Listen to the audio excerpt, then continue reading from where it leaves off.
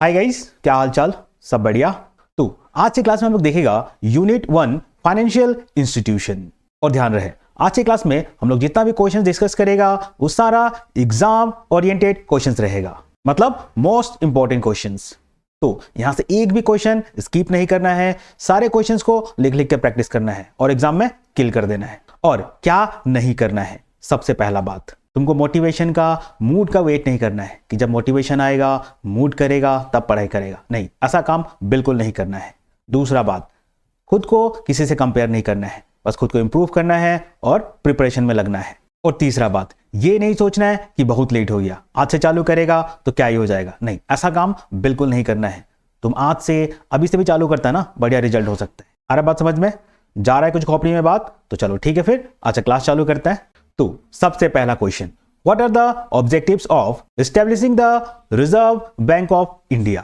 तो यहां बात हो रहा है ऑब्जेक्टिव्स के बारे में कि आरबीआई को एस्टेब्लिश करने का मेन ऑब्जेक्टिव क्या था, मतलब मेन मकसद क्या था कि आरबीआई को एस्टेब्लिश किया गया। तो the Reserve Bank of India was established in 1935 under the RBI act 1934। तो ध्यान रहे, अगर क्वेश्चन पूछता है कि किस ईयर में एस्टेब्लिश हुआ था तो 1935, लेकिन अगर एक्ट पूछ रहा है, एक्ट मतलब कानून, किस कानून के तहत आरबीआई को एस्टेब्लिश किया गया था, तो तुम बोलेगा आरबीआई एक्ट 1934। तो ये दोनों में अंतर है, ठीक? ये है एस्टेब्लिश वाला डेट और ये है एक्ट, मतलब किस कानून के तहत, किस एक्ट के तहत आरबीआई को एस्टेब्लिश किया गया था। तो its main objectives are issuing currency, to have a central authority for issuing bank notes, to maintain public confidence in the currency system। तो सबसे पहला ऑब्जेक्टिव क्या है? इशूइंग करेंसी, मतलब इंडिया के अंदर सिर्फ आरबीआई ही है जो कि करेंसी इशू कर सकता है। Next, control of credit and inflation, to regulate credit supply in the economy, to maintain price stability by controlling inflation and deflation. तो नेक्स्ट ऑब्जेक्टिव है control of credit and inflation. तो कहीं भी तुमको credit दिख जाए उसका मतलब होता है लोन, और दूसरा है इन्फ्लेशन। तो इकोनॉमी के अंदर कितना लोन सप्लाई करना है, कितना क्रेडिट सप्लाई करना है, ये सारा रेगुलेट कौन करता है? RBI. And it also maintain price stability, मतलब ज्यादा महंगाई ना हो जाए। कैसे? Bye controlling inflation and deflation. Next, maintaining monetary stability, to ensure stability of the Indian currency, to safeguard the external value of the rupee। तो हम लोग न्यूज में सुनता है कि $1 आज का डेट में 85 हो गया, 90 हो गया, 95 हो गया। तो ये सब क्या है? ये है एक्सचेंज रेट। जैसे जैसे ये दाम बढ़ रहा है, इसका मतलब अपना जो वैल्यू है, अपना जो करेंसी का वैल्यू है वो डेप्रिशिएट हो रहा है, मतलब उसका वैल्यू गिरते जा रहा है। कैसे? देखो, पहले तुम $1 के लिए 85 दे रहा था, अब तुम $1 के लिए 90 रुपया तुमको देना पड़ रहा है। इसका मतलब क्या है? तुमको ज्यादा पैसा देना पड़ रहा है, तो ये अपने लिए अच्छा नहीं है। तो इसी चीज को मेंटेन करने के लिए, स्टेबल करने के लिए, सेफगार्ड करने के लिए आरबीआई को स्टेब्लिश किया गया है कि तुम देखो कि अपना वैल्यू ज्यादा डेप्रिशिएट ना हो जाए और एक्सटर्नल वैल्यू के मुकाबले में हम लोग का पैसा ज्यादा ना गिर जाए। Next, explain the organization and management of RBI. The RBI is organized and managed under the RBI Act 1934। तो यहां बात हो रहा है आरबीआई के ऑर्गेनाइजेशन और मैनेजमेंट के बारे में कि आरबीआई को कौन लोग मैनेज करता है, उसके पीछे कौन कौन सा पोस्ट है, कौन कौन से लोग हैं और पूरे आरबीआई को कौन मैनेज करता है। तो इसमें सबसे पहले आता है central board of directors. Composition consist of 21 members, governor, 4 deputy governors, 10 directors nominated by the government, 2 government officials and 4 directors from local boards। तो सबसे पहला बात, तुम्हारे बुक में हो सकता है कि यहां पे 20 मेंबर्स दिखे। क्यों? क्योंकि उसमें वो लोग गवर्नर को इंक्लूड नहीं किया है। अगर गवर्नर को इंक्लूड कर दिया जाए तो वहां पे टोटल 21 मेंबर्स हो जाता है, तो कंफ्यूज नहीं होना है, ठीक? गवर्नर को इंक्लूड करके 21 मेंबर्स होता है और इसको नहीं अगर लेगा गवर्नर को तो टोटल 20 मेंबर्स बनता है। लेकिन अगर तुम्हारे एग्जाम में आ जाए तो तुमको 21 मेंबर्स लिखना है विथ गवर्नर, क्योंकि गवर्नर ही मेन आदमी होता है। किसका? सेंट्रल बोर्ड ऑफ डायरेक्टर्स का। तो इस 21 मेंबर्स में सबसे पहले आता है गवर्नर। आरबीआई का एक गवर्नर होता है, उसके बाद 4 डेप्यूटी गवर्नर्स होता है, उसके बाद 10 directors nominated by the government, फिर है 2 गवर्नमेंट ऑफिशियल्स, उसके बाद 4 directors from the local boards. Functions frame overall policies of the RBI, supervises functioning and ensures smooth management.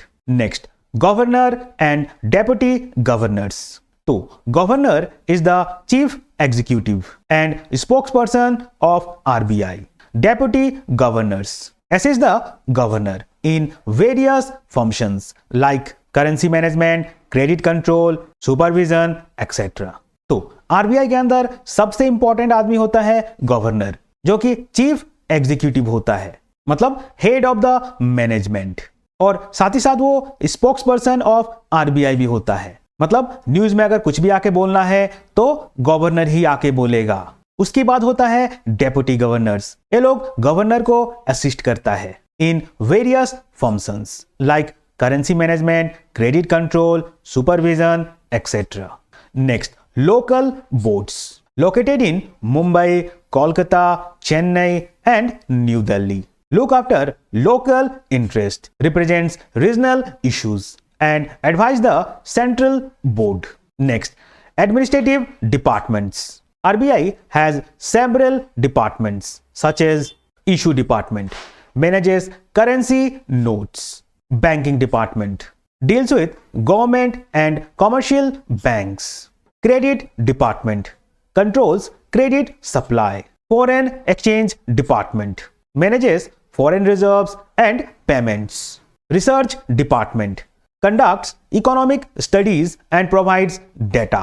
Next, what are the administrative departments of RBI? तो यहां बात हो रहा है एडमिनिस्ट्रेटिव डिपार्टमेंट के बारे में, मतलब तुम जितना भी ऑर्गेनाइजेशन देखेगा, जैसे कि तुम्हारा कॉलेज है, वहां पे भी एडमिनिस्ट्रेटिव डिपार्टमेंट होता है। और ये लोग करता क्या है? ये लोग सारा बैकएंड का काम करता है। तो हम लोग देखता है कि आरबीआई में कौन कौन सा एडमिनिस्ट्रेटिव डिपार्टमेंट होता है। तो RBI has several administrative departments to manage its functions efficiently. तो सबसे पहले आता है issue department, manages printing, supply and circulation of currency notes, maintains proportionate और minimum reserves to back currency issued. तो इसमें सबसे पहले आता है इशू डिपार्टमेंट, जो कि मैनेज करता है, क्या मैनेज करता है? करेंसी नोट्स, जिसमें प्रिंटिंग, सप्लाई और सर्कुलेशन आ जाता है। Next, banking department deals with commercial banks, government accounts and loans, provides refinancing facilities and lender of last resort support. Next है बैंकिंग डिपार्टमेंट, जो कि डील करता है कॉमर्शियल बैंक से, गवर्नमेंट अकाउंट से या फिर लोन से। Next, credit department controls credit flow in the economy, implements monetary policy and credit control measures. Next है क्रेडिट डिपार्टमेंट, जो कि क्रेडिट फ्लो को कंट्रोल करता है, मतलब इकोनॉमी में कितना लोन देना है, कितना पैसा सप्लाई करना है, ये सारा काम क्रेडिट डिपार्टमेंट देखता है। और यही डिपार्टमेंट मॉनिटरी पॉलिसी और क्रेडिट कंट्रोल मेजर्स इंप्लीमेंट करता है। Next, foreign exchange department manages foreign currency reserves and exchange rates, regulates foreign trade and payments. तो फॉरेन एक्सचेंज डिपार्टमेंट क्या करता है? रिजर्व्स मैनेज करता है। कौन सा रिजर्व? फॉरेन करेंसी रिजर्व, और साथ ही साथ एक्सचेंज रेट्स को भी मैनेज करता है। Next, research department conducts economic surveys, research and data analysis, supports RBI in policy formulation and planning। तो रिसर्च डिपार्टमेंट ही economic surveys, research, data analysis conduct करवाता है और साथ ही साथ आरबीआई को भी सपोर्ट करता है। किस चीज में? पॉलिसी फॉर्मुलेशन और प्लानिंग में। Next, explain the tradition, supervisory, promotional and prohibited functions of RBI. तो यहां बात हो रहा है आरबीआई के फंक्शंस के बारे में कि आरबीआई करता क्या है। तो आरबीआई का बहुत सारा फंक्शन है, जैसे कि traditional function, supervisory function, promotional and prohibited functions. तो सबसे पहले बात करता है traditional functions of RBI. Traditional functions are the basic core functions of RBI related to currency, credit and banking operations. तो आरबीआई का जो कोर फंक्शन होता है, मतलब सबसे मेन और इंपॉर्टेंट जो फंक्शंस होता है, उसी को हम लोग ट्रेडिशनल फंक्शंस बोलता है, जो कि रिलेटेड होता है करेंसी से, क्रेडिट से या फिर बैंकिंग ऑपरेशन से। तो ट्रेडिशनल फंक्शंस के अंदर सबसे पहले आता है issue of currency. RBI has the sole authority to issue currency notes in India except 1 rupee notes and coins, ensures stability and public confidence in the currency। तो India के अंदर सिर्फ आरबीआई को ही अथॉरिटी दिया गया है to issue currency notes. Next, monetary authority controls money supply and credit flow in the economy, maintains price stability and financial stability। तो traditional functions के अंदर नेक्स्ट आता है मॉनेटरी अथॉरिटी, जहां पे आरबीआई मनी सप्लाई या फिर क्रेडिट फ्लो को कंट्रोल करता है। मनी सप्लाई मतलब इकोनॉमी के अंदर कितना मनी होना चाहिए, क्योंकि ज्यादा पैसा हो गया तो इन्फ्लेशन बढ़ जाएगा, महंगाई बढ़ जाएगा, चीजों का दाम बढ़ जाएगा। और साथ ही साथ क्रेडिट फ्लो को भी कौन कंट्रोल करता है? आरबीआई। क्रेडिट फ्लो मतलब लोन, कितना लोन देना है, कितना लोन नहीं देना है, किसको देना है, किसको नहीं देना है, ये सारा भी डिसीजन आरबीआई ही लेता है। और साथ ही साथ क्रेडिट फ्लो को भी कौन कंट्रोल करता है? आरबीआई। क्रेडिट फ्लो मतलब लोन, कि इकोनॉमी के अंदर कितना लोन सप्लाई करना है, ये सारा कंट्रोल भी आरबीआई ही करता है, जिससे प्राइस स्टेबिलिटी और फाइनेंशियल स्टेबिलिटी मेंटेन रहे। Next, lender to banks, acts as lender of last resort for commercial banks, provides refinancing facilities to banks in times of liquidity shortage। तो सबसे ऊपर होता है आरबीआई। आरबीआई के नीचे बहुत सारा कॉमर्शियल बैंक वगैरह काम करता है। कॉमर्शियल बैंक मतलब जैसे कि SBI, HDFC bank, ICICI bank, axis bank, Punjab national bank, ये सारा क्या है? ये सब है कॉमर्शियल बैंक। और ये लोग करता क्या है? ये लोग पब्लिक को लोन देता है, पब्लिक से डिपॉजिट लेता है, हम लोग इसमें अकाउंट खोल सकता है, अपना पैसा डिपॉजिट कर सकता है। तो ये सारा काम कौन करता है? कॉमर्शियल बैंक करता है। लेकिन कोई भी अपने आप कॉमर्शियल बैंक नहीं खोल सकता, उसको पहले आरबीआई से लाइसेंस लेना होता है। आरबीआई ही उसको देखेगा, उसको लाइसेंस देगा, उसके बाद ही कॉमर्शियल बैंक बन सकता है। मतलब इन सारे कॉमर्शियल बैंक को कंट्रोल कौन करता है? आरबीआई करता है। गाइडलाइंस, रूल्स, ये सब कुछ आरबीआई ही तय करता है। तो जब भी ये जो बैंक वगैरह है, कॉमर्शियल बैंक, ये लोग का हालत खराब हो जाता है, मतलब पैसा नहीं है, लिक्विडिटी नहीं है, लिक्विडिटी मतलब कैश नहीं है उनके पास, तो उस समय पे इनको हेल्प कौन करता है? आरबीआई हेल्प करता है। आरबीआई इनको पैसा सप्लाई करता है, कैश सप्लाई करता है। तो इसीलिए हम लोग आरबीआई को लेंडर ऑफ लास्ट रिजोर्ट बोलता है फॉर कॉमर्शियल बैंक्स। मतलब जब भी इन कॉमर्शियल बैंक का हालत खराब होता है, पैसा नहीं है, कैश नहीं है, तो ऐसे सिचुएशन में आरबीआई इनको हेल्प करता है, पैसा लेंड करता है, कैश लेंड करता है, जिससे इनका काम ना रुके और ये बैंक्स वगैरह फेल ना हो। Next, foreign exchange management maintains stability of the Indian rupee in the international market, manages foreign currency reserves and overseas forex operations.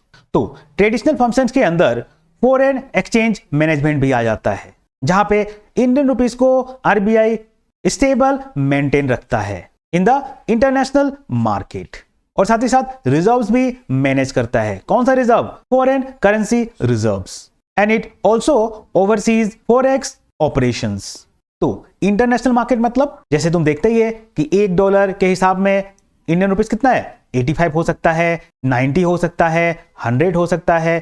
तो ये क्या है? ये रेट है। मतलब अगर तुमको $1 खरीदना है, तुमको कितना इंडियन रुपीस देना पड़ेगा, तो इसी को हम लोग एक्सचेंज रेट बोलता है। तो अगर मान लो पहले तुम 85 दे रहा था $1 के मुकाबले में, अब तुमको 90 देना पड़ रहा है, मतलब तुमको ज्यादा देना पड़ रहा है, तो तुम्हारे लिए नुकसान है। मतलब अपना जो इंडियन रुपी है इसका वैल्यू कम हो रहा है। फिर अगर मान लो 100 हो गया, $1 तुमको खरीदना है, तुमको 100 देना पड़ रहा है, मतलब अपना इंडियन रुपीस का जो वैल्यू है वो गिर रहा है, डेप्रिशिएट हो रहा है, और ये अच्छा नहीं है। तो इसी चीज को आरबीआई मेंटेन करता है, स्टेबल रखता है। कि ये जो रेट है ये बहुत ज्यादा ना हो जाए, मतलब अपना जो इंडियन रुपी है उसका वैल्यू ज्यादा ना गिर जाए, किसके मुकाबले में, डॉलर के मुकाबले में। तो इसी को हम लोग इंटरनेशनल मार्केट बोलता है। Next, supervisory functions of RBI. Supervisory function involves regulating, controlling, and supervising banks and financial institutions to ensure financial stability. तो नेक्स्ट हम लोग देखेगा आरबीआई का सुपरवाइजरी फंक्शंस, जहां पे RBI regulate, control and supervise banks and financial institutes. ये सारा functions supervisory functions के अंदर इन्वॉल्व होता है। First, regulation of banks frame rules and guidelines for commercial banks and NBFCs, sound banking practices and financial discipline। तो supervisory functions के अंदर सबसे पहले आता है रेगुलेशन ऑफ बैंक्स, जहां पे RBI rules and guidelines frame करता है। किसके लिए, कॉमर्शियल बैंक्स के लिए एंड एनबीएफसीज के लिए। तो सबसे पहला बात, ये कॉमर्शियल बैंक्स क्या है, तो तुम अपने आसपास जितना भी बैंक देखता है, जैसे कि SBI, HDFC banks, ICICI bank, axis bank, union bank, ये सारा कॉमर्शियल बैंक्स है। इसमें हम लोग अपना अकाउंट खोलता है, अपना पैसा डिपॉजिट करता है, इनसे लोन लेता है, अपना पैसा विड्रॉ कर सकता है। तो ये सारा काम हम लोग कॉमर्शियल बैंक्स में करता है। और दूसरा होता है एनबीएफसीज। तुम हमको इसका फुल फॉर्म कमेंट बॉक्स में बताओ कि इसका फुल फॉर्म क्या होता है एनबीएफसीज का। तो ये क्या होता है, ये सिर्फ और सिर्फ लोन देता है और फाइनेंशियल सर्विसेज देता है। यहां पे हम लोग पैसा डिपॉजिट नहीं कर सकता है, विड्रॉ नहीं कर सकता है, ये सिर्फ और सिर्फ लोन और फाइनेंशियल सर्विसेज ऑफर करता है। और इन दोनों का रूल्स गाइडलाइंस कौन बनाता है, आरबीआई बनाता है। तो इन दोनों का फादर, डैडी, पापा कौन है, आरबीआई है। क्यों, क्योंकि आरबीआई ही इन लोगों का रूल्स गाइडलाइंस फ्रेम करता है और यह भी इंश्योर करता है कि साउंड बैंकिंग प्रैक्टिसेस बना रहे और फाइनेंशियल डिसिप्लिन रहे, जिससे पब्लिक के साथ कोई फ्रॉड ना हो, पब्लिक का पैसा ना डूबे। Next, licensing and inspection grants licences for opening banks और new branches, conducts periodic inspection to check solvency and compliance. तो नेक्स्ट है लाइसेंसिंग और इंस्पेक्शन, जहां पे आरबीआई ही लाइसेंस ग्रांट करता है अगर नया बैंक ओपन करना है या फिर नया ब्रांच खोलना है। Next, maintain stability, monitors financial health of banks to prevent crisis, protects depositors interest and promotes trust in the banking system. तो आरबीआई ही स्टेबिलिटी मेंटेन रखता है। कैसे, बाय मॉनिटरिंग फाइनेंशियल हेल्थ, मतलब बैंकों का कैसा हालत चल रहा है, कोई क्राइसिस तो नहीं है, ये सारा चीज आरबीआई ही मॉनिटर करता है। और डिपॉजिटर्स को प्रोटेक्ट करता है, मतलब आम पब्लिक को प्रोटेक्ट करता है, जिससे उनके साथ कोई फ्रॉड ना हो जाए, कोई धांधली ना हो जाए, कोई स्कीम ना हो जाए। And promotes trust in the banking system. Next, promotional functions of RBI. Promotional functions involve supporting economic development by facilitating credit and finance to key sectors. तो RBI promotional functions के अंदर economic development को support करता है। कैसे? By facilitating loans and finance to key sectors. मतलब जो भी इंपॉर्टेंट सेक्टर्स है, जैसे कि agriculture, rural development, industrial growth, इन सेक्टर्स को फाइनेंस, क्रेडिट, लोन पहुंचाता है और इकोनॉमिक डेवलपमेंट को सपोर्ट करता है। तो agricultural and rural development provides finance support through NABARD and cooperative banks, encourages rural banking and agricultural credit to improve productivity. तो प्रमोशनल फंक्शंस के तहत आरबीआई एग्रीकल्चर और रूरल डेवलपमेंट को सपोर्ट करता है। और कैसे? इनको फाइनेंस, लोन, क्रेडिट प्रोवाइड करता है। और किसके through? NABARD and cooperative banks. तो नाबार्ड एक बैंक है जो कि agricultural, rural development in sectors को फाइनेंस, लोन, क्रेडिट देता है। और सेम वैसे ही कोऑपरेटिव बैंक्स भी एग्रीकल्चरल और रूरल डेवलपमेंट में सपोर्ट करता है बाय प्रोवाइडिंग फाइनेंस। और ये नाबार्ड का फुल फॉर्म तुमको एग्जाम में पूछेगा, तो इसका फुल फॉर्म तुम हमको कमेंट बॉक्स में बताओ। और साथ ही साथ आरबीआई रूरल बैंकिंग और एग्रीकल्चरल क्रेडिट को एनकरेज करता है। किस लिए? To improve productivity. और ये जो रूरल बैंकिंग है, जैसे कि तुम असम में देखा होगा, असम ग्रामीण विकास बैंक, ये सब रूरल बैंक है। और ये सब बैंक तुमको ज्यादातर विलेज, बैकवर्ड एरियाज, इन सब जगहों में तुमको देखने को मिलेगा। और एग्रीकल्चरल क्रेडिट मतलब लोन। जो भी लोग एग्रीकल्चर सेक्टर में काम करता है उनको लोन दिया जाए जिससे उनका प्रोडक्टिविटी इंप्रूव हो, प्रोडक्शन अच्छा हो। Next, industrial growth provides refinance facilities to industries through institutions like SIDBI and IFCI, promotes investment in small, medium and large industries for economic growth। तो आरबीआई प्रमोशनल फंक्शंस के अंदर industries को refinance facilities provide करता है। और किसके through? Institutions like SIDBI and IFCI.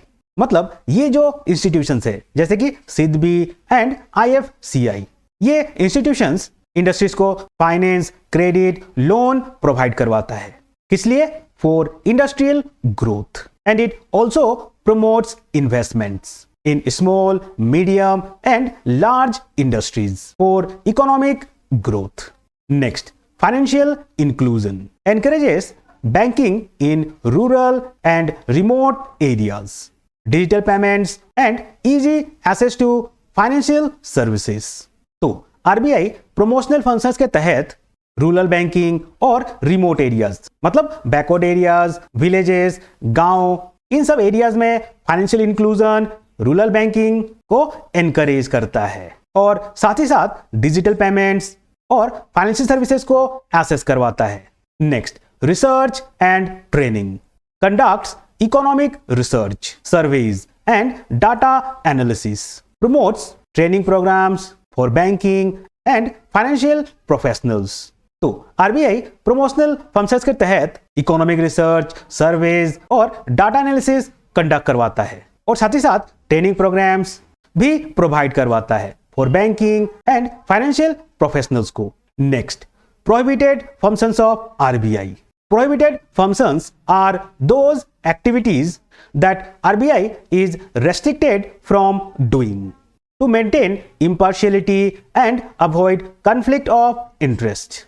तो prohibited functions में हम लोग वो फंक्शंस देखता है जो कि आरबीआई नहीं करता है। मतलब ये वो एक्टिविटीज है जहां पे आरबीआई को रेस्ट्रिक्टेड किया हुआ है कि ये सब कुछ फंक्शन है जो कि आरबीआई नहीं कर सकता है। तो इसमें पहला है no direct financing to trade and industry. RBI can not give loans directly to businesses और individuals. RBI focuses on regulation and credit control, not direct business financing. तो प्रोहिबिटेड फंक्शंस के अंदर सबसे पहला आता है नो डायरेक्ट लोन्स। मतलब RBI direct किसी बिजनेसेस को या फिर किसी इंडिविजुअल को, किसी पर्सन को लोन नहीं दे सकता। डायरेक्ट लोन नहीं दे सकता। मतलब अगर हमको लोन चाहिए, तुमको लोन चाहिए, कोई बिजनेस है उसको लोन चाहिए, तो तुम डायरेक्ट आरबीआई के पास नहीं जा सकता। क्यों? क्योंकि आरबीआई डायरेक्ट लोन नहीं देता है। तुमको अगर लोन चाहिए तो तुमको जाना पड़ेगा कॉमर्शियल बैंक्स में, नाबार्ड में, कोऑपरेटिव बैंक्स में। तो ये सब इंस्टीट्यूशंस है जो कि लोन देता है। तो ये सब इंस्टीट्यूशंस है जो कि लोगों को, बिजनेसेस को लोन देता है। तो आरबीआई क्या करता है? आरबीआई इन इंस्टीट्यूशंस को पैसा देता है, लोन देता है, और ये इंस्टीट्यूशंस लोगों को, बिजनेसेस को लोन देता है। मतलब आरबीआई डायरेक्ट बिजनेसेस को, पर्सन को, इंडिविजुअल्स को लोन नहीं देता है।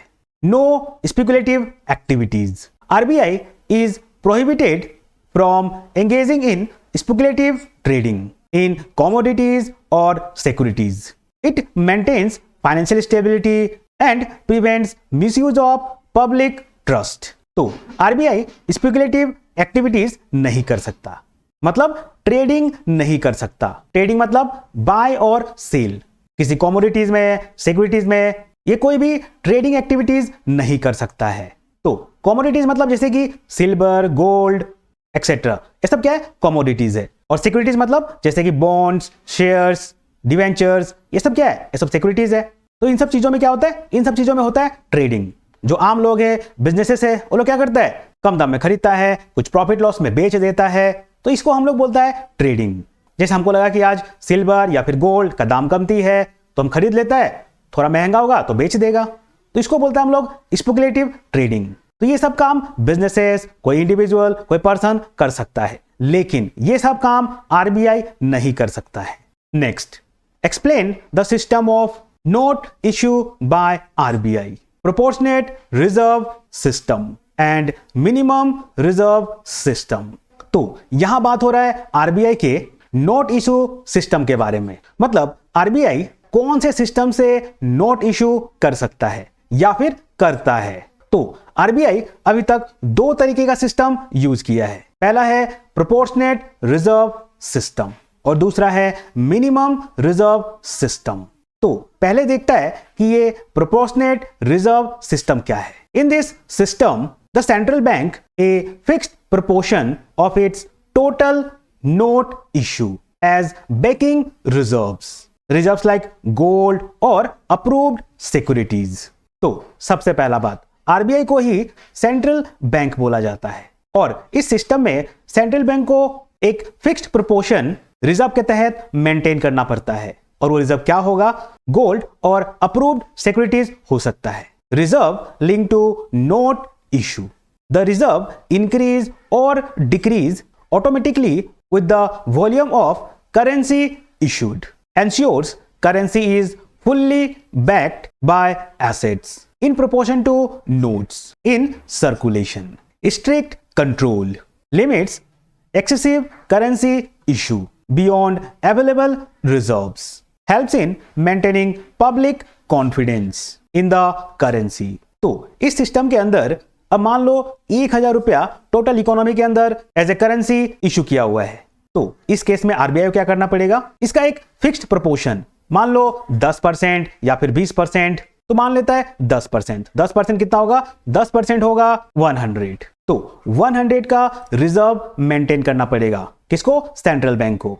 और किस रूप में? गोल्ड के रूप में या फिर अप्रूव्ड सिक्योरिटीज के रूप में। तो क्या समझ में है? मतलब जितना भी करेंसी इकोनॉमी में इशू किया हुआ है उसका एक फिक्स्ड प्रोपोर्शन, लेट से 10%, मतलब 100 आरबीआई को रिजर्व के रूप में रखना पड़ेगा। और वो रिजर्व क्या होगा? गोल्ड हो सकता है या फिर अप्रूव्ड सिक्योरिटीज हो सकता है। तो ये सिस्टम इस हिसाब से चलता है। Next, minimum reserve system. In this system the central bank is required to maintain a minimum specified reserve gold or approved assets irrespective of the total volume of currency issued। तो इस system में central bank को एक minimum specified reserve maintain करना होता है in the form of gold और approved assets irrespective of the total volume of currency issued। मतलब यहां पे जितना भी हम लोग करेंसी इशू कर सकता है, बस वो मिनिमम स्पेसिफाइड रिजर्व रहना चाहिए। किसके फॉर्म में? गोल्ड और अप्रूव्ड एसेट के फॉर्म में। Fixed minimum reserve. RBI must maintain a minimum reserve amount as a buffer, provides stability and confidence in currency issuance, operational flexibility। Once the minimum reserve is maintained, RBI has freedom to vary note issue as per economic needs। It supports efficient monetary management without frequent adjustments in reserves। तो RBI currently follows the minimum reserve system, allowing flexibility in currency management while ensuring required reserves। तो यहां पे volume से मतलब नहीं है, मतलब RBI के पास फ्रीडम है टू वेरी नोट इशू, मतलब आरबीआई जितना चाहे उतना नोट इशू कर सकता है।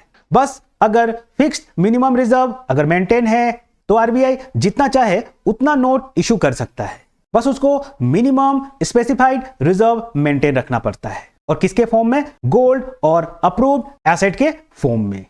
और ये बात याद रखना है, आरबीआई करेंटली कौन सा सिस्टम फॉलो करता है? मिनिमम रिजर्व सिस्टम, मतलब ये वाला सिस्टम। जहां पे आरबीआई को एक मिनिमम स्पेसिफाइड रिजर्व मेंटेन करना होता है। यहां पे वॉल्यूम से मतलब नहीं है, वो जितना चाहे उतना करेंसी इशू कर सकता है, लेकिन बस यहां पे एक मिनिमम रिजर्व मेंटेन रहना चाहिए। Next, what are the objectives of credit control? Explain the quantitative and qualitative method of credit control used by RBI. तो यहां बात हो रहा है क्रेडिट कंट्रोल के बारे में, मतलब लोन के बारे में, कि क्यों क्रेडिट को, लोन को कंट्रोल करना जरूरी है और इसके पीछे का ऑब्जेक्टिव क्या है, मकसद क्या है, किस चीज का, क्रेडिट कंट्रोल का, मतलब लोन सप्लाई, क्रेडिट सप्लाई। और दूसरा बात, ये जो क्रेडिट है इसको कंट्रोल करने का अपने पास दो मेथड है, क्वांटिटेटिव मेथड और दूसरा है क्वालिटेटिव मेथड। इन मेथड को यूज करके आरबीआई क्रेडिट को कंट्रोल करता है, मतलब मनी सप्लाई, लोन, इन सब चीजों को कंट्रोल करता है। ध्यान रहे, ये बहुत ज्यादा इंपॉर्टेंट क्वेश्चन है, तुमको पेपर में देखने को मिलेगा। तो credit control means regulation of the supply, cost and direction of credit by the Reserve Bank of India to maintain economic stability. तो क्रेडिट कंट्रोल के तहत आरबीआई क्रेडिट को, लोन को रेगुलेट करता है, मतलब क्रेडिट का सप्लाई, कॉस्ट और डायरेक्शन रेगुलेट करता है। और किस लिए? टू मेंटेन इकोनॉमिक स्टेबिलिटी, मतलब ज्यादा इन्फ्लेशन ना हो जाए, ज्यादा डिफ्लेशन ना हो जाए, गुड्स का, सर्विसेज का ज्यादा प्राइस ना बढ़ जाए, इकोनॉमी के अंदर ज्यादा मनी सप्लाई ना हो जाए। इन सब चीज को आरबीआई स्टेबल रखता है। कैसे?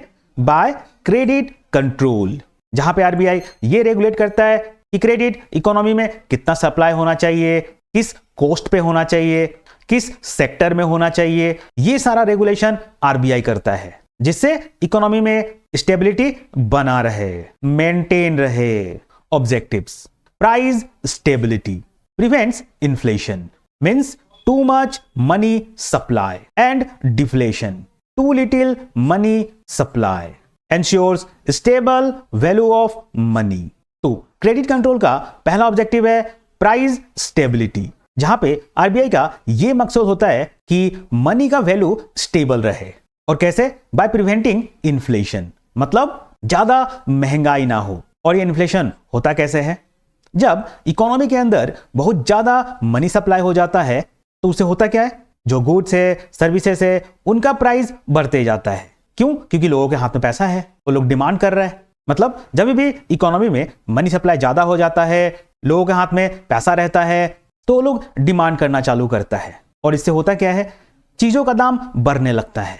अब जैसे कि मान लो एक पेन का दाम 10 रुपया है, तो तुम 10 रुपया में खरीद ले रहा है, फिर दुकानदार इसका दाम 12 रुपया कर दिया, फिर भी तुम खरीद ले रहा है। क्यों? क्योंकि तुम्हारे पास पैसा है, इकोनॉमी में पैसा है, तो लोग किसी भी रेट पे खरीदते जा रहा है। फिर 15 हो गया, लोग 15 पे भी खरीद रहा है। तो ऐसे क्या होता है, इन्फ्लेशन बढ़ते जाता है, गुड्स का, सर्विसेज का दाम बढ़ते जाता है, लोग डिमांड करते जाता है।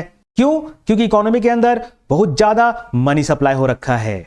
और ये सिचुएशन बिल्कुल भी अच्छा नहीं है, किसी भी कंट्री के लिए, किसी भी इकोनॉमी के लिए बिल्कुल भी अच्छा नहीं है। और दूसरा है डिफ्लेशन, मतलब इन्फ्लेशन का उल्टा।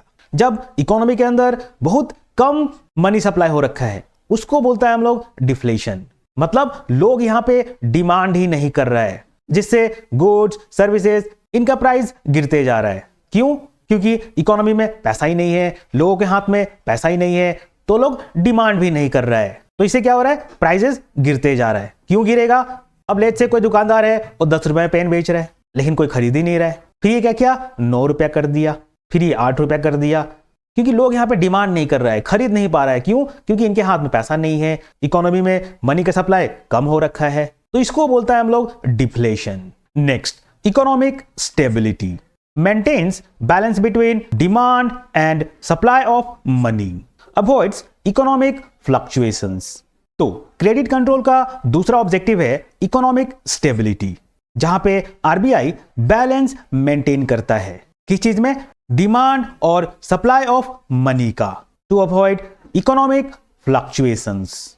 Next, encouraging growth ensures availability of credit to productive and priority sectors, promotes industrial and agricultural growth. तो क्रेडिट कंट्रोल का नेक्स्ट ऑब्जेक्टिव है एनकरेजिंग ग्रोथ, जहां पे आरबीआई ये इंश्योर करता है कि क्रेडिट लोन अवेलेबल हो। किसके लिए? To productive sector, priority sector और साथ ही साथ इंडस्ट्री, एग्रीकल्चर, ग्रोथ को भी प्रमोट करने के लिए। Next, employment generation. Adequate credit supply supports expansion of industries which leads to more job opportunities।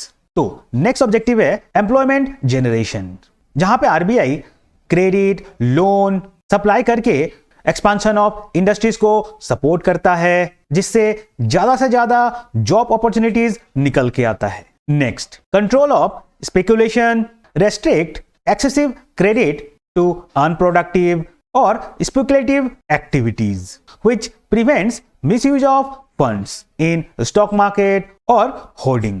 तो क्रेडिट कंट्रोल से आरबीआई जो भी अनप्रोडक्टिव एक्टिविटीज है, स्पेकुलेटिव एक्टिविटीज है, उनमें क्रेडिट लोन रेस्ट्रिक्ट करता है, जिससे फंड्स का मिसयूज ना हो स्टॉक मार्केट में या फिर होल्डिंग में। होल्डिंग मतलब स्टोर करना, कलेक्ट करना कुछ गलत कामों के लिए। और आरबीआई ये ध्यान रखता है कि क्रेडिट लोन सिर्फ प्रोडक्टिव एक्टिविटीज में ही यूज हो, ना कि स्पेकुलेटिव एक्टिविटीज में, मतलब जुआ, सट्टा, इन सब चीजों में क्रेडिट का लोन का ना हो।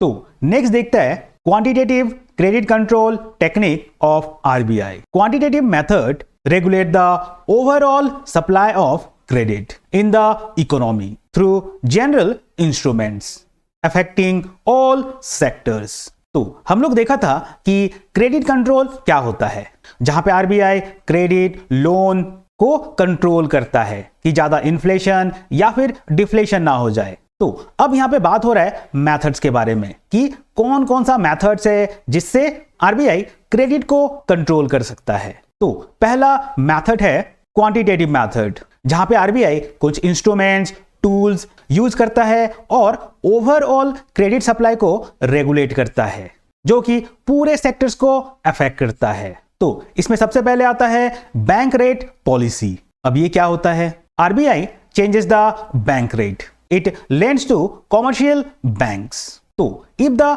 Bank rate is increases, borrowing cost increases, credit contrasts, and if the bank rate is decreased, borrowing cost falls, credit expands. तो होता क्या है, अगर किसी पब्लिक को या फिर किसी बिजनेस को लोन चाहिए तो किसके पास जाएगा? वो जाएगा कॉमर्शियल बैंक के पास। कॉमर्शियल बैंक मतलब SBI, HDFC, union bank, Punjab national bank, ये सब क्या है? ये सब है कॉमर्शियल बैंक। क्या समझा? अगर तुमको लोन चाहिए, किसी पब्लिक को लोन चाहिए, किसी बिजनेस को लोन चाहिए, तो वो जाएगा कॉमर्शियल बैंक के पास। लेकिन अगर इन कॉमर्शियल बैंक्स को पैसा चाहिए, लोन चाहिए, तो लोग जाएगा किसके पास?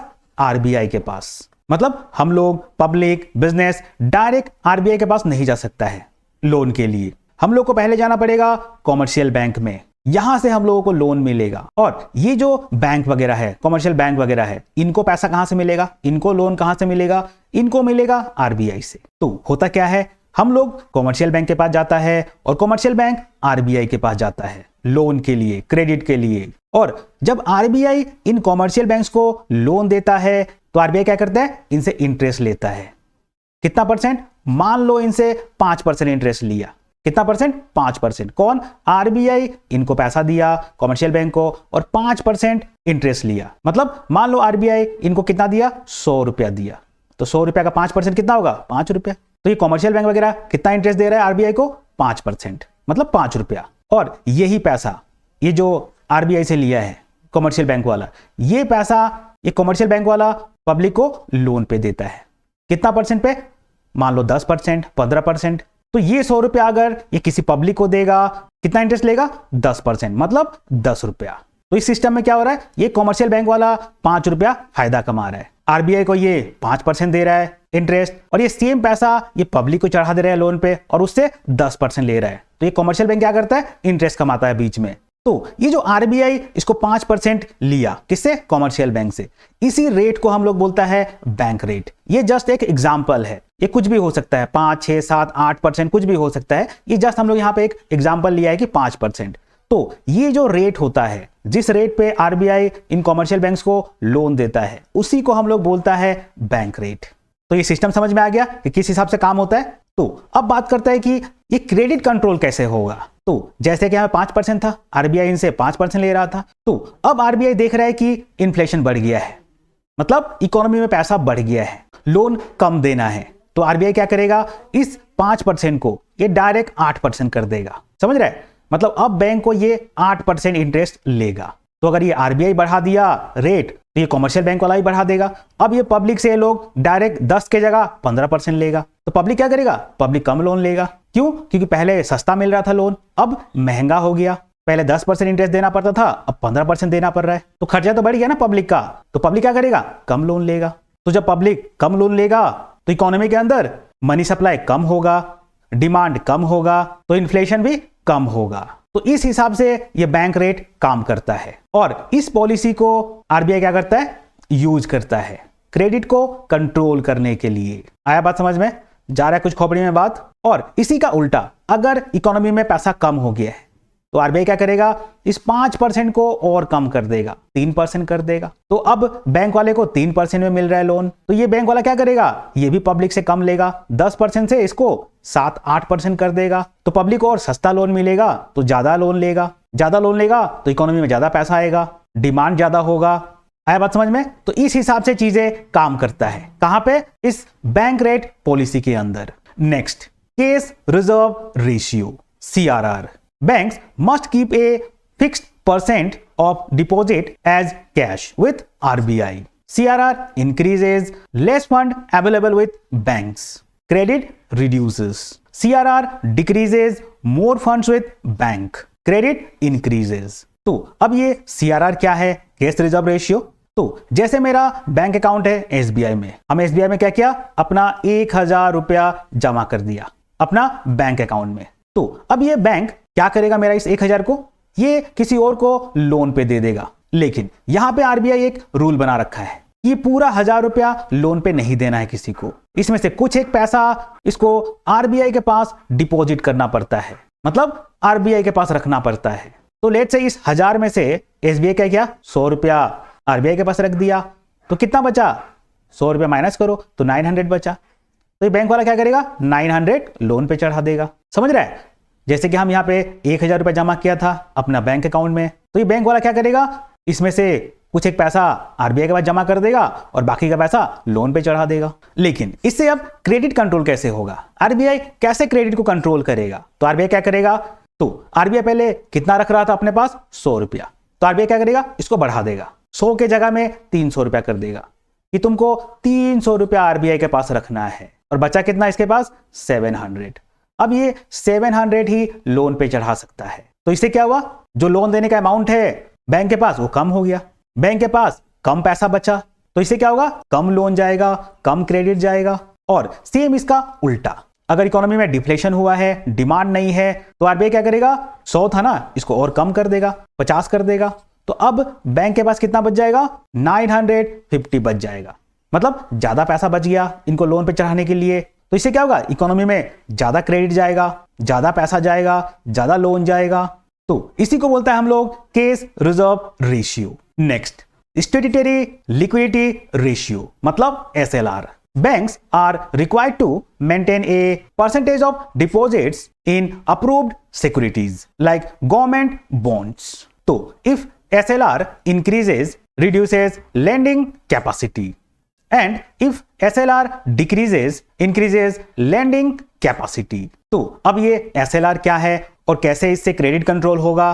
तो जैसे हम अपना बैंक में 1000 रुपए जमा किया, तो बैंक वाला क्या करेगा, सबसे पहले इसमें से कुछ रुपया आरबीआई के पास ये रखेगा, जैसे कि मान लो 100 रुपया आरबीआई के पास रख दिया, तो बैंक के पास कितना बचा, 900।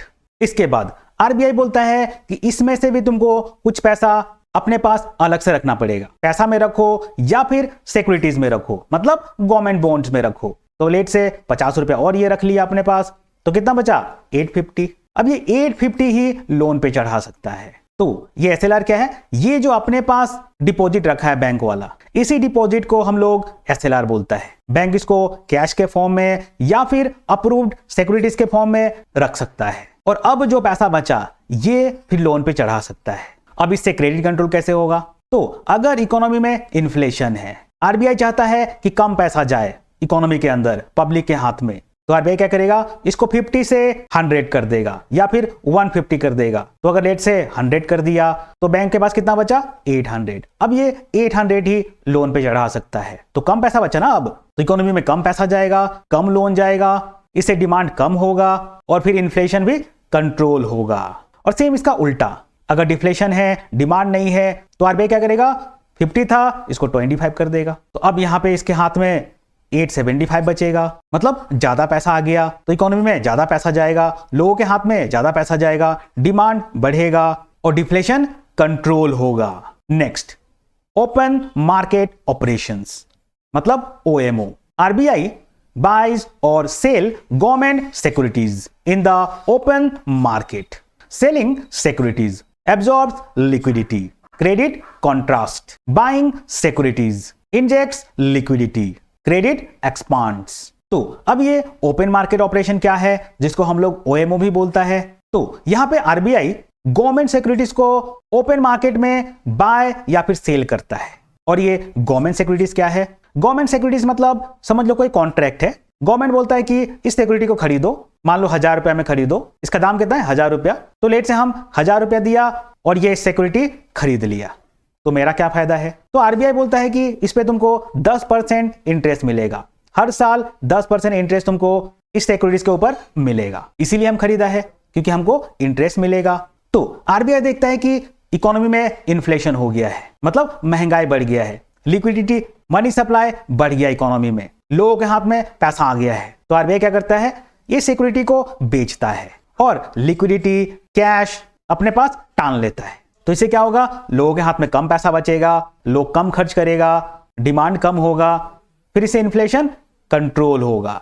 और इसका जस्ट उल्टा, जब आरबीआई देखता है कि इकोनॉमी में डिफ्लेशन हो गया है, मतलब डिमांड नहीं है, मनी सप्लाई नहीं है, तो आरबीआई क्या करता है? ये सिक्योरिटीज खरीदने लगता है। किससे? पब्लिक से खरीदने लगता है। तो आरबीआई खरीदेगा तो क्या होगा? पब्लिक के हाथ में पैसा जाएगा, ये जो हम पहले खरीदा था ये हम बेच देगा आरबीआई को, तो मेरे हाथ में 1000 रुपया आ जाएगा, तो इकोनॉमी में पैसा आएगा, पब्लिक के हाथ में पैसा आएगा, डिमांड वापस आ जाएगा और डिफ्लेशन कंट्रोल होगा। तो इसी को बोलता है हम लोग ओपन मार्केट ऑपरेशंस, मतलब OMO. Next, qualitative credit control techniques of RBI. Qualitative method regulate the flow of credit to specific sector of the economy by influencing how bank lends. तो RBI इस मेथड से credit flow को control करता है, मतलब loan को control करता है, टू स्पेसिफिक सेक्टर, मतलब कौन से सेक्टर में पैसा जाना चाहिए, किसमें नहीं जाना चाहिए, ये काम वो इस मेथड से करता है कि कौन से सेक्टर में क्रेडिट लोन देना है, अभी किसमें नहीं देना है, ये काम वो इस मेथड से करता है। और कैसे? बाय इन्फ्लुएंसिंग बैंक्स, मतलब आरबीआई बैंक्स को डायरेक्ट करता है, ऑर्डर करता है, इन्फ्लुएंस करता है कि फिलहाल तुमको बस इसी सेक्टर में पैसा देना है या फिर इसमें नहीं देना है। तो इसी मेथड को हम लोग बोलता है क्वालिटेटिव मेथड टेक्निक। तो इस मेथड में पहला टेक्निक क्या है? Margin requirements. और ध्यान रहे, इसको टेक्निक के साथ हम लोग टूल्स भी बोलता है, तो तुमको कहीं कहीं पे टूल्स भी लिखा हुआ मिलेगा, दोनों का मतलब सेम है, टूल्स बोलो या फिर टेक्निक बोलो। तो अभी बात हो रहा है मार्जिन रिक्वायरमेंट्स टूल का। तो इसमें क्या होता है? RBI fixes the difference between the value of security and loan granted. Higher margin is equal to smaller loan, controls speculative lending. Lower margin larger loan, promotes credit flow.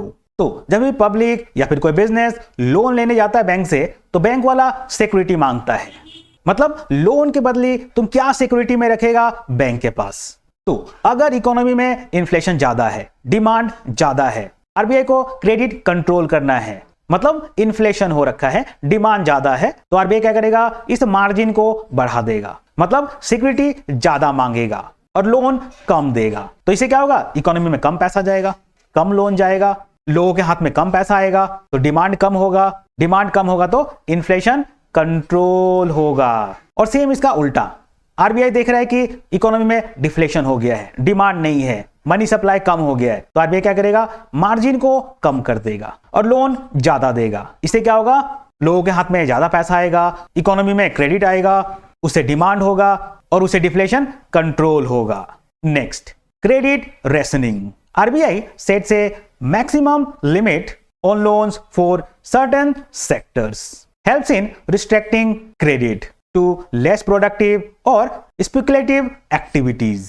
तो अब ये credit rationing क्या है और इससे credit control कैसे होगा? तो यहाँ पे आरबीआई क्या करता है, कोई सर्टेन सेक्टर में एक लिमिट बांध देता है कि इस लिमिट से ज्यादा लोन नहीं देना है। मतलब जो भी लेस प्रोडक्टिव एक्टिविटीज है, स्पेकुलेटिव एक्टिविटीज है, उनमें क्रेडिट लोन को रेस्ट्रिक्ट कर देता है। Next, direct action. RBI may take strict measures against banks not following guidelines. Example, penalties, restrictions on lending.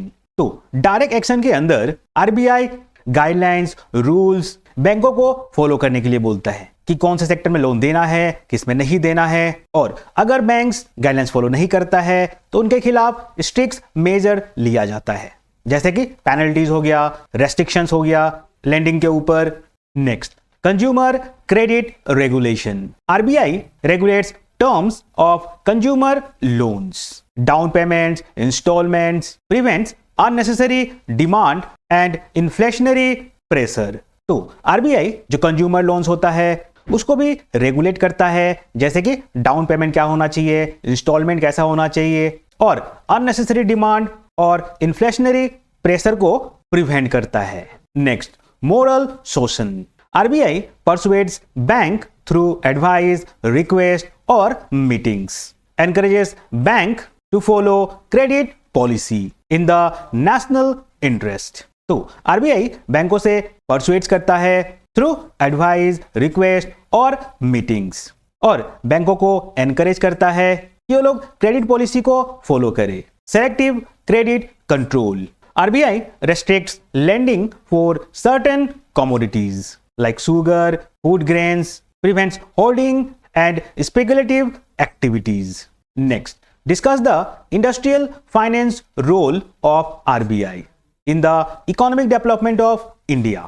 So, RBI and industrial finance, refinance and support through institutions. RBI provides refinance facilities to industrial finance institutions like IFCI, IDBI, helps industries get long-term funds for expansion and modernization. तो यह बात हो रहा है RBI के industrial finance rule के बारे में। तो आरबीआई रीफाइनेंस फैसिलिटीज प्रोवाइड करवाता है, किसको? इंडस्ट्रियल फाइनेंस इंस्टीट्यूशंस को, जैसे कि आईएफसीआई, आईडीबीआई, सिडबी, ये सब क्या है? ये सब इंस्टीट्यूशन है, मतलब लोन देता है, क्रेडिट देता है और इन इंडस्ट्रीज को हेल्प करता है in getting long term funds for expansion and modernisation. Priority lending to industries, guides bank to provide loans to small scale and medium scale industries, balanced industrial growth across regions। तो RBI banks को guide करता है जिससे banks small scale या फिर medium scale industries को loan provide करे, जिससे बैलेंस इंडस्ट्रियल ग्रोथ देखने को मिले across all regions. Next, discuss the agricultural finance role of RBI in the economic development of India। तो यहां बात हो रहा है आरबीआई के एग्रीकल्चरल फाइनेंस के रोल के बारे में in the economic development of India. तो RBI and agricultural finance, NABARD and rural credit support. RBI set up NABARD, national bank for agriculture and rural development, to provide credit for agriculture and rural development, provides refinancing facilities to cooperative banks and regional rural banks for agricultural lending। तो RBI agricultural finance के लिए, जिससे वो agriculture और rural development को credit provide कर सके, loan provide कर सके, उसके लिए सेटअप किया गया है NABARD को। अब ये NABARD क्या है? NABARD एक बैंक है जो कि एग्रीकल्चर और रूरल डेवलपमेंट को क्रेडिट प्रोवाइड करता है, लोन प्रोवाइड करता है, और आरबीआई रीफाइनेंसिंग फैसिलिटीज प्रोवाइड करता है to cooperative banks and regional rural banks. किस चीज के लिए? For agricultural lending. मतलब आरबीआई इन कोऑपरेटिव बैंक्स को, रीजनल बैंक्स को फाइनेंस करता है, मतलब पैसा देता है, क्रेडिट देता है, और ये बैंक्स वगैरह जो भी लोग एग्रीकल्चर सेक्टर में काम करता है उनको लोन प्रोवाइड करता है। Next, seasonal and priority sector lending ensures commercial banks give priority to agricultural loans, supports farmers with credit during sowing and harvesting seasons to promote rural economy. तो RBI seasonal lending, priority sector lending को support करता है और ये ensure करता है कि जो भी कॉमर्शियल बैंक वगैरह है वो एग्रीकल्चर लोन्स को प्रायोरिटी दे और फार्मर्स को सपोर्ट करे with credit loans during sowing and harvesting seasons. और किस लिए? To promote rural economy. Next, what are the objectives and functions of IFCI? तो सबसे पहला बात, ये आईएफसीआई क्या है? Industrial Finance Corporation of India provide medium and long-term finance, established to give financial assistance to industrial enterprises, especially when commercial banks cannot meet their needs. तो IFCI medium term finance, long term finance provide करवाता है। किसको? Industrial enterprises को। Next, promote industrial development, encourages setting up of new industries and expansion of existing ones, focuses on balanced regional growth of industries across India. तो IFCI industrial development को promote करता है bye setting up new industries और जो भी existing industries है उनको expansion करने में एनकरेज करता है और इसका फोकस बैलेंस्ड रीजनल ग्रोथ पे रहता है। And IFCI focuses on balanced regional growth. Next, functions of IFCI मतलब Industrial Finance Corporation of India. First, financial assistance provides loans, guarantees and underwriting of shares or debentures to industrial concern. तो यहां बात हो रहा है IFCI का functions के बारे में, मतलब ये करता क्या है। तो IFCI लोन्स, गारंटीज और underwriting of shares, debentures provide करवाता है। किसको? इंडस्ट्रीज को। Next, modernisation and rehabilitation, assist sick and weak industrial units in modernisation and revival. तो IFCI उन इंडस्ट्रीज को असिस्ट करता है जो कि वीक या फिर कमजोर इंडस्ट्रियल यूनिट्स है, उनको मॉडर्नाइजेशन, रिवाइवल में असिस्ट करता है, मतलब मदद करता है। Next, project finance supports new projects, infrastructure and large scale industries with long term credit. तो IFCI new projects, infrastructure और large scale industries को सपोर्ट करता है और कैसे? by providing long term credit मतलब loans, finance. Next, encouragement of entrepreneurship helps entrepreneurs by providing technical consultancy and guidance for industrial ventures. तो IFCI entrepreneurs को help करता है और कैसे?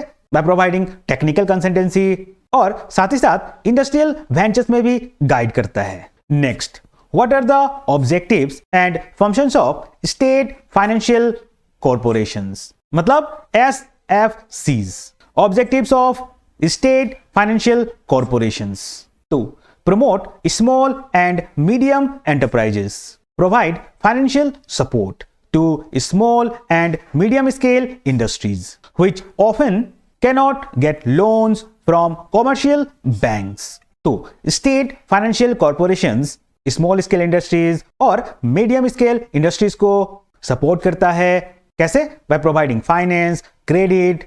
Next, balanced regional development, encourage industrialization in backward and less developed regions of the state. तो state financial corporations industrialisation को encourage करता है, खासकर उन रीजन्स में जो कि बैकवर्ड या फिर लेस डेवलप्ड है।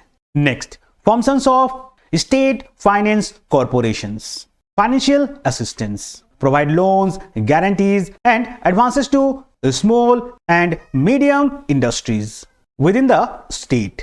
तो स्टेट फाइनेंशियल कॉर्पोरेशंस स्मॉल और मीडियम इंडस्ट्रीज को लोन, गारंटी और एडवांसेस प्रोवाइड करवाता है. Next, support for modernisation, help industries upgrade technology and improve production efficiency. तो स्टेट फाइनेंस कॉर्पोरेशंस इंडस्ट्रीज को हेल्प करता है और कैसे? In upgrading technology and improve production efficiency. Next, encourage entrepreneurship, support new entrepreneurs by providing seed capital and guidance.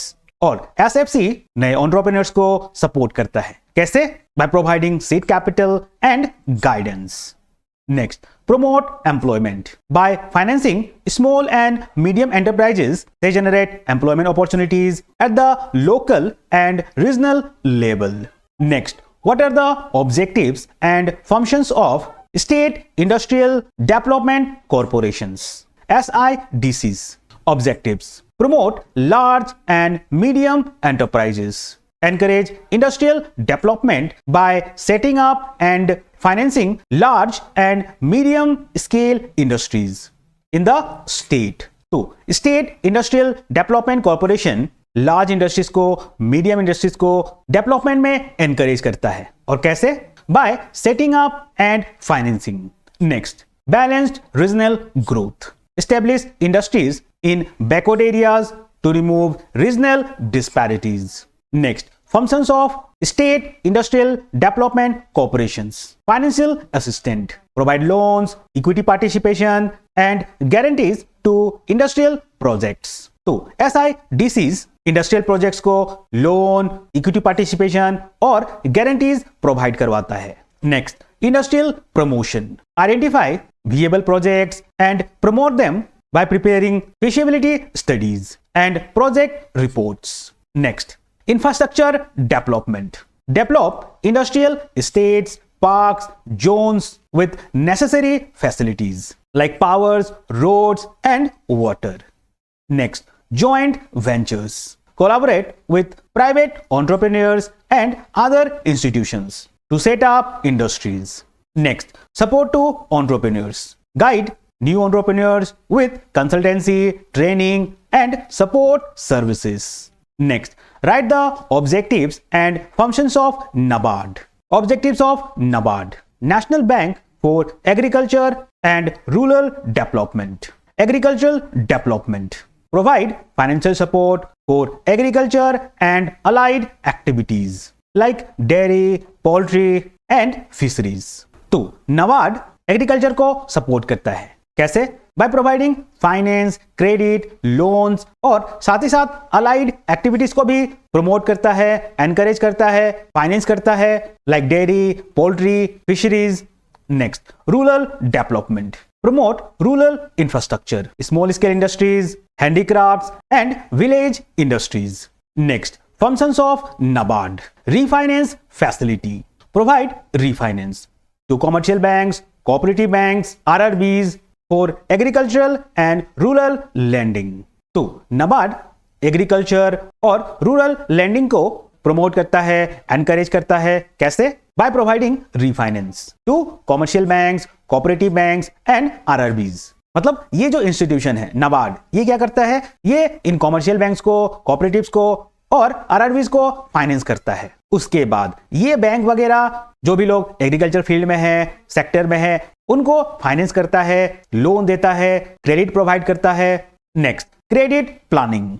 Prepare credit plans at district and state levels to ensure flow of credit to priority sectors. तो NABARD district level पे, state level पे credit plan करता है. मतलब किस हिसाब से loan देना है, फाइनेंस करना है, ये सब कुछ प्रिपेयर करता है और इंश्योर करता है कि flow of credit, loans priority sector तक पहुंचे. Next, developmental role. Conduct training, research and rural development programmes for farmers and rural entrepreneurs. Next, supervisory role. Monitor and guide cooperative banks and RRBs. Next, infrastructure development. Provide funds for irrigation, rural road, storage facilities and markets. तो ये था अपना unit 1 financial institutions. और ध्यान रहे ये सारा exam oriented questions है, मतलब मोस्ट इंपॉर्टेंट क्वेश्चंस। यहां से एक भी क्वेश्चन स्किप नहीं करना है, सारे क्वेश्चंस को लिख लिख के प्रैक्टिस करना है और एग्जाम में किल कर देना है। आ रहा बात समझ में? जा रहा है कुछ खोपड़ी में बात? तो चलो ठीक है, फिर अभी के लिए इतना ही रखते हैं। वीडियो को लाइक कर देना, दोस्तों में शेयर कर देना और चैनल को सब्सक्राइब कर देना। Bye bye.